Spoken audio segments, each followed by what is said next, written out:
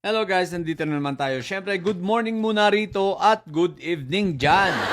Ay, mali pala. Good morning pala dyan at good evening rito. Yun.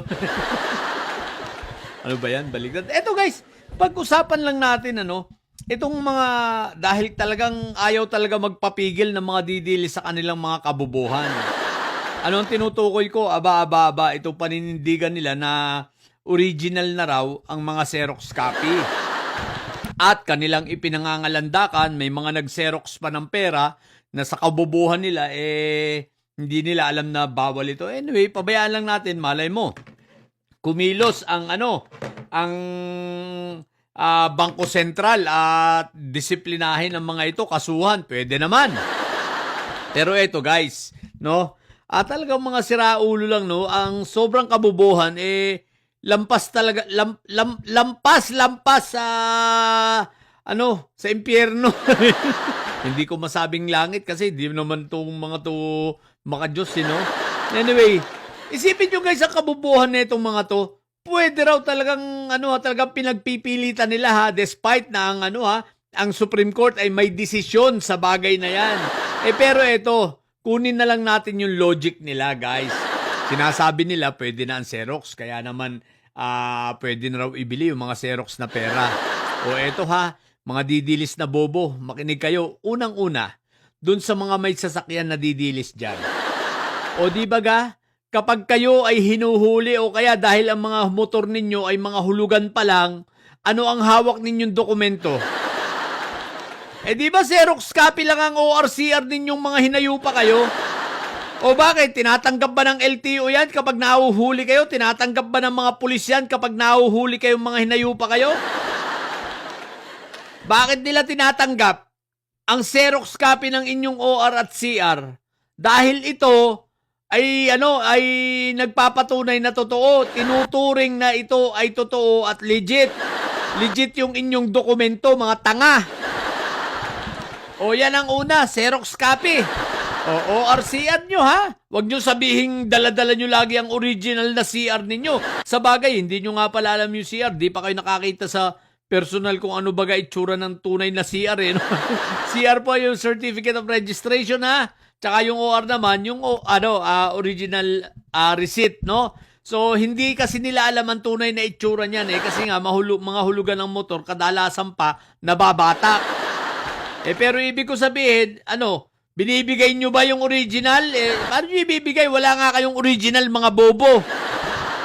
Xerox copy ang hawak ninyo. Ano yun? Hindi yun pwede? Dahil Xerox copy?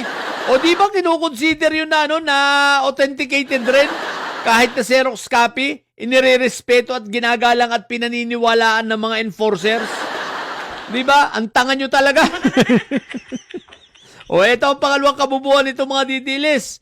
Pag kayo ba nag-a-apply ng mga trabaho at attachment sa inyong hiningan kayo ng at halimbawa natanggap kayo sa trabaho. Okay, ibinibigay nyo ba ang original kung kayo ay mga member ng SSS Okay, may ID kayo, di ba, ng SSS at ng iba pang mga ID like lisensya para sa identification ninyo. Ibinibigay nyo ba yun sa HR? O nagpapa-Xerox lang kayo? Di ba nagpapa-Xerox lang kayo, tinatanggap ng HR yun na bilang mga dokumento ninyo, supporting documents ninyo, di ba? Pati yung ID ninyo ng pag-ibig, ID ninyo ng PhilHealth. Ibinibigay nyo ba yung original? Di ba Xerox lang? Ang tanong, bakit tinatanggap ng HR? O di ba dahil nga bobo kayo, hindi nyo maintindihan. Tatanga-tanga kasi kayo di ba? Tapos, ang lohika nyo, Xerox copy ng pera, di at tanga nyo talaga. Ano pa, yung mga government ID ninyo, kapag kayo ay mga nasa bangko o kung nasa, halimbawa, nagpalit ka ng cheque, sa hindi nyo pala, wag na lang natin gamitin yung palit ng cheque. Dahil hindi nga pala makakapunta sa bangko itong mga didilis. Paano nga pala ito makakapunta sa bangko mga hinayupak na ito? O ito na lang, pag pumupunta pa kayo, kumukuha kayo ng ayuda, at pumupunta kayo sa barangay ninyo, iniiwan nyo ba yung ID ninyo? O yung Xerox copy lang, kagaya ng mga tricycle driver at ng mga didilis dyan na kumuha ng ayuda ng tigli 5,000. O di ba? May dala lang kayong Xerox copy ng ID ninyo? Pwede ba yon? Tinanggap ba yon? Eh di ba tinanggap? Kahit Xerox copy. Ang tanga nyo talaga. Kapag kayo ba'y nakikipagtransaksyon ka sa kahit ano na, o sa gobyerno, o sa private, sa kahit anong transaksyon ninyo, pag hiningan kayo ng ID, ibinibigay nyo yung original at iniiwanan nyo ba? Iniiwanan nyo ba yung original ninyong lisensya o kung ano pa mang ID kayo meron? Eh di ba hindi? Xerox lang. Kaya ang tanga talaga ninyo. Ngayon talagang ipalagpipilitan nyo pa ang kabubuhan ninyo, ha? Buti na lang hindi na kayo dumadami. Paubos kayo ng paubos, di ba? Aba, mahirap talaga maging didilis. Isipin mo, super bobo. Pati yung mga nasa ibang bansang didilis, tatanga-tanga rin. Talagang pinanindigan nilang bobo sila. At sinasabi, magpapaserox ng pera at pwede na raw gastusin. O di ba ang tanga lang, kahit nga yung grade 1, alam na hindi pwede yun eh. O, pero alam nung mga grade 1 na, okay, pwede yung Xerox copy. Pwede yung Xerox copy na mga dokumento. At yun ay ipinagpapalagay na totoo. Di ba ga? Lalo na yung certified true copy. Di ba? At higit sa lahat, may desisyon ng korte sa bagay na yan pagdating sa mga ebidensya sa hukuman. Tatanga-tanga lang kayo. Ngayon, hindi nyo nga alam yun at hindi abot ng pag-iisip ninyo. Paano ba naman maaabot ng pag-iisip ninyo? Wala naman kayong mga isip. Ang isip ninyo bukod sa ang utak ninyo blanco na, tae pa ang laman. Diba? Kayo nga yung mga tipo ng mga tagasunod ni Inday Sayad na pag pinakain ng tae, sasabihin nyo pa, wow, ang sarap. Diba? Ano ito? Ano ba yun? Mocha ba yun? Ang tawag doon? Ano tawag doon sa kulay green? Ewan ko yung inauuso ngayon, bahala na kayo kung ano yun. Di ba? Ibig ko sabihin itong mga didilis na ito, pag pinakain ng tae, tapos may mga mix pang mga buong yung mga hindi natunaw na mga biskwit, baka pagkamalan itong mga yung cookies and cream. Di ba? Tatanga-tanga nga yung mga yan eh. Di ba? Pinanindigan na talaga na pwede raw yung Xerox copying original na.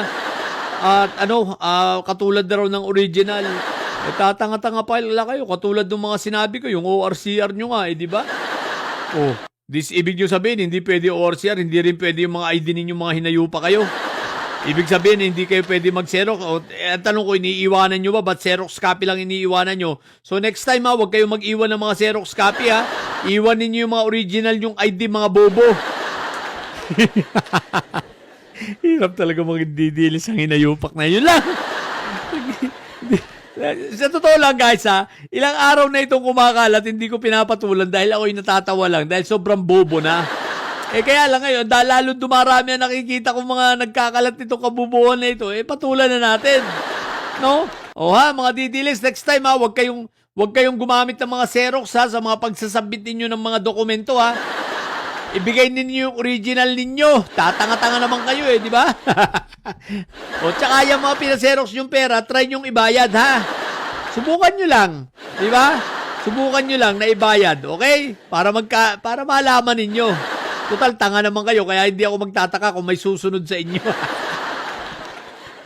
Hindi ako magtataka kung may susunod sa inyo at ibabayad gayan. Di ba? Bobo nga kayo, mga hinayupa kayo. So, yun lang. Sa mga bubong didilis siya na may mga sayad at may mga saltik at may mga amoy luga. Yan. Matili kayo mga bobo at may sayad sa pagkat may sayad. Laging high blood! Bye!